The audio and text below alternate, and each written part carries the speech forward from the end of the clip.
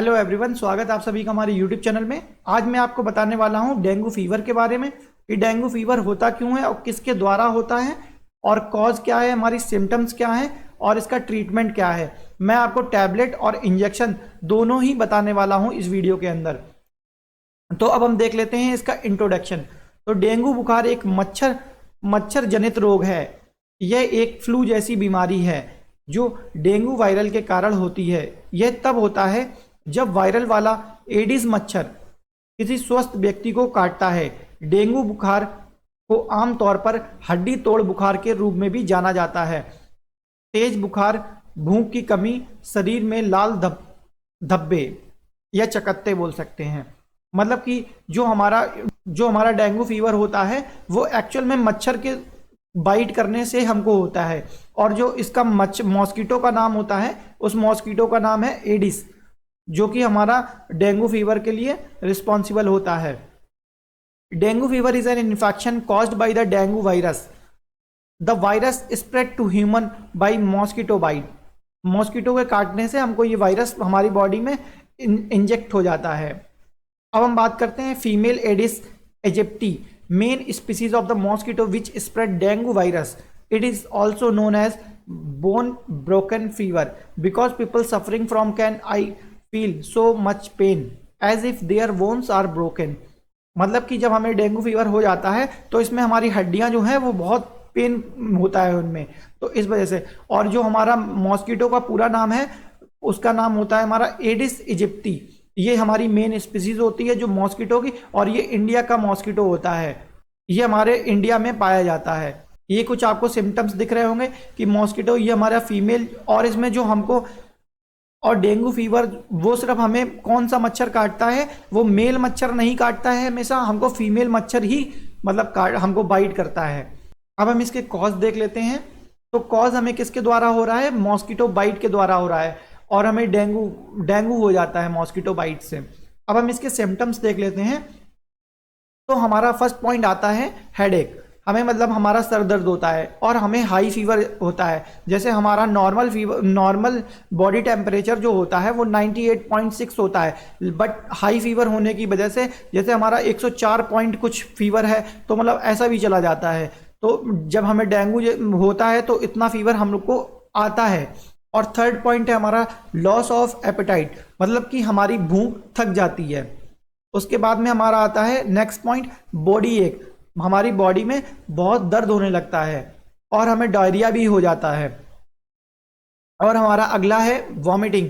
हमें वॉमिटिंग सा फील होता रहता है और हमें वॉमिटिंग भी होती है, जिसकी वजह से हमारा जो फ्लूइड है वो लॉस हो जाता है, जिसकी वजह से हमारे प्लेटलेट्स जो होते हैं वो डाउन हो जाते हैं।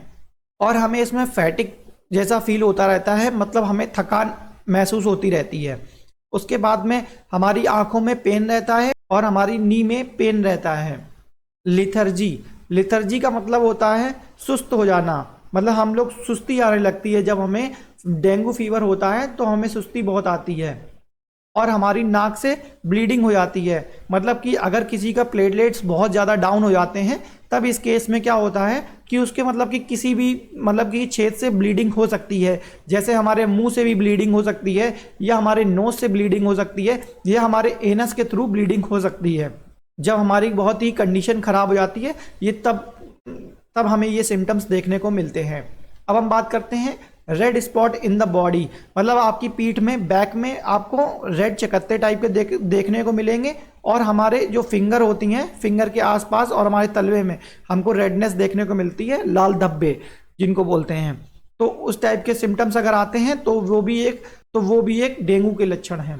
अब हम बात कर लेते हैं डायग्नोसिस की। तो ये कुछ आप देख पा रहे होंगे, कुछ लाल धब्बे टाइप के आपको दिख रहे होंगे। तो ये हमारी जब हमें डेंगू होता है तो ये हमारी बैक में और हमारे तलवे में होते हैं, या हमारे हाथ के पास हाथ में हो जाते हैं। अब इसका हम लोग डायग्नोसिस देख लेते हैं। डायग्नोसिस में आता है हमारा, हमको ब्लड टेस्ट करें and regular WBC count platelets measure करें। मतलब कि हमारा प्लेटलेट्स अगर ठीक रहेंगे, अगर मतलब कि हमारे 1 लाख के मतलब समथिंग रहेंगे तो हमें कोई दिक्कत नहीं होगी। अगर इससे नीचे जाते हैं तब हमें प्रॉब्लम्स क्रिएट होने लगती हैं, जिसकी वजह से हमको मतलब कि हमारी तबीयत ज़्यादा खराब हो सकती है। हमें इसके लिए एक यूरिन टेस्ट करवाना चाहिए और हमें इसकी मेडिकल हिस्ट्री पता होनी चाहिए और हमारी डिजीज़ जो है उसको कंडीशन हमें पता होनी चाहिए। जो भी हम मेडिसिन खा रहे हैं क्या उसका इफेक्ट बॉडी में हो रहा है या नहीं हो रहा है, इसके लिए हम लोग अपना सीबीसी टेस्ट करवाते हैं। अब हम बात कर लेते हैं ट्रीटमेंट ऑप्शन की। तो हमारा फर्स्ट पॉइंट है ड्रिंक प्लेंटी ऑफ फ्लूइड। हमें दिन भर में मतलब कि 5 से 7 लीटर पानी पी लेना चाहिए जब हमें डेंगू का इन्फेक्शन होता है। अब हम बात करते हैं यूज ओनली पैरासीटामोल। हम लोग पैरासीटामोल का यूज करते हैं जब हमें डेंगू हो जाता है। नेक्स्ट है हमारा ब्लड प्रेशर मॉनिटरिंग, और हमें ये ध्यान रखना है कि हमारा बीपी इंक्रीज या डिक्रीज तो नहीं है, तो इसलिए हमें डेली मतलब ब्लड प्रेशर को मेजर करना रहता है। उसके बाद में आता है प्लेटलेट्स काउंट मॉनिटरिंग, मतलब कि हमें अपना डेली सीबीसी एक टेस्ट करवाना होता है जिससे हमारे प्लेटलेट्स पता चलते रहते हैं कि हमारी बॉडी में कितने प्लेटलेट्स बचे हैं। अब हम बात करते हैं सपोर्टिव केयर इन अ हॉस्पिटल। एक सपोर्टिव केयर होनी चाहिए। उसके बाद में आता है इंट्रावेनस। इंट्रावेनस फ्लूइड का मतलब है हम कोई भी फ्लूइड ले सकते हैं, जैसे हमारा एनएस हो गया, डीएनएस हो गया या हमारा आरएल हो गया। अगर हम इन फ्लूइड्स को लेते हैं तो हमारी बॉडी में पानी की कमी नहीं होगी, जिससे कि हमारे प्लेटलेट्स बॉडी में कम नहीं होंगे। अब 7th पॉइंट है हमारा इलेक्ट्रोलाइट रिप्लेसमेंट।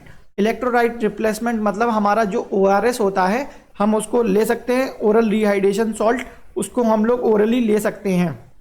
तो हमारे जितने इलेक्ट्रोलाइट्स अंदर जब फीवर में टूट जाते हैं तो उस जगह पर उसकी पूर्ति करने के लिए हम लोग ओआरएस को ले लेते हैं, जिसके द्वारा वो उसकी इलेक्ट्रोलाइट्स की पूर्ति कर देता है। अब हम बात करते हैं blood transfusion if blood loss. अगर आपका ज़्यादा ही ब्लड लॉस हो गया है डेंगू में तो फिर आपको ब्लड बाहर से लेकर हॉस्पिटल में चढ़वा लेना होता है। और कुछ हम लोग इसमें हर्बल मेडिसिन एंड रेमेडीज का यूज भी करते हैं। अब हम बात कर लेते हैं होम रेमेडीज की।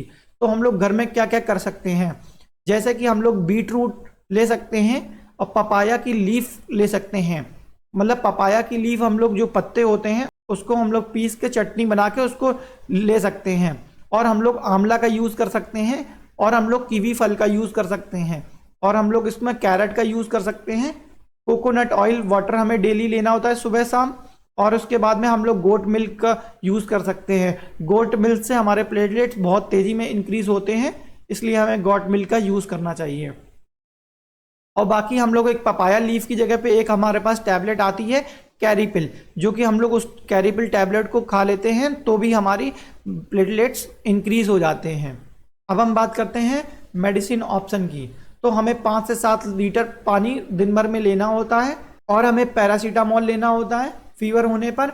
और हमें बाहर से प्लेटलेट्स, अगर हमारे प्लेटलेट्स ज़्यादा डाउन हो गए हैं तो हमें प्लेटलेट्स चढ़वा लेने होते हैं।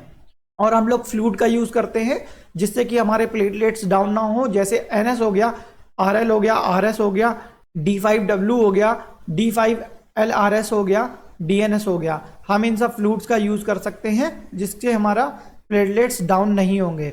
उसके बाद में आता है हमारा अगला कैरी पपाया लीफ, जो कि आपको मैंने पहले ही बताया कि कैरीपिल टैबलेट का हम लोग यूज़ कर सकते हैं। और कैरीपिल का डोज होता है 1 से 2 टैबलेट हम लोग इसको दिन में ले सकते हैं। उसके बाद में आता है ग्लोए घनबाटी डोज, इसको हम 1 से 2 टैबलेट इसके ले सकते हैं। ये हमारे हर्बल ड्रग्स में आता है। अभी तक तो मैंने आपको ये सब सारी बातें बताई हैं, ये हमारी टैबलेट से रिलेटेड थी। अब मैं आपको कुछ इंजेक्शन बताता हूँ। रैपिडली रिजल्ट चाहते हैं कि जल्दी से हम लोग डेंगू से सही हो जाएं, तो उसके लिए मैं आपको बताता हूँ। जैसे हमारा पैरासीटामोल इंजेक्शन होता है, जब हमें मतलब कि फीवर डेंगू में नहीं उतरता है किसी का, 100 ml में एक हमारा पैरासिफ नाम से एक इंजेक्शन आता है, जो कि हमें मतलब कि चढ़ाना होता है जब हमें फीवर आता है। तो वो हम लोग BD या TDS दोनों हिसाब से चढ़ा सकते हैं।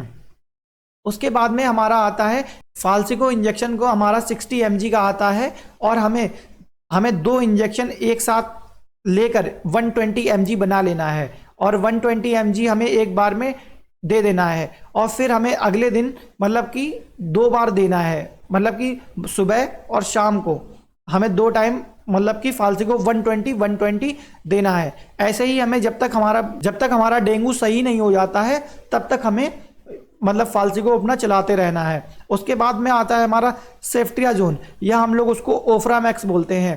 तो हम लोग उसको 1 ग्राम उसको दे सकते हैं। और अगर किसी को ब्लीडिंग भी हो रही है तो हम ट्रेनेक्सा इंजेक्शन का यूज़ कर सकते हैं। और हम लोग आईवी फ्लूइड का भी यूज़ करते हैं इसमें, NS DNS RL इन सब का भी यूज़ करते रहते हैं जिससे प्लेटलेट्स डाउन ना हो। तो ये है हो गया हमारा हॉस्पिटल में जितने भी लगने वाले इंजेक्शन थे वो मैंने बता दिया। और हम लोग गैस के लिए एक पेंटोप्राजोल यूज़ करते हैं, पेन 40 नेम से आपको मार्केट में मिल जाएगा। और हम लोग ऑन्डन सिट्रॉन का यूज़ करते हैं जिसको हम लोग वॉमिटिंग की मेडिसिन बोलते हैं, तो हम उसका भी यूज़ कर सकते हैं। ये पूरा होल मतलब कि इंजेक्शन की बात मैंने कर ली है और इसी के द्वारा हॉस्पिटल में भी डेंगू का इलाज किया जाता है। आई थिंक आपको इतनी बात समझ में आ गई होगी। वीडियो इन्फॉर्मेटिव लगी हो तो प्लीज़ वीडियो को लाइक कीजिएगा, सब्सक्राइब कीजिएगा और बेल नोटिफिकेशन को दबाना बिल्कुल भी मत भूलिएगा। Thank you.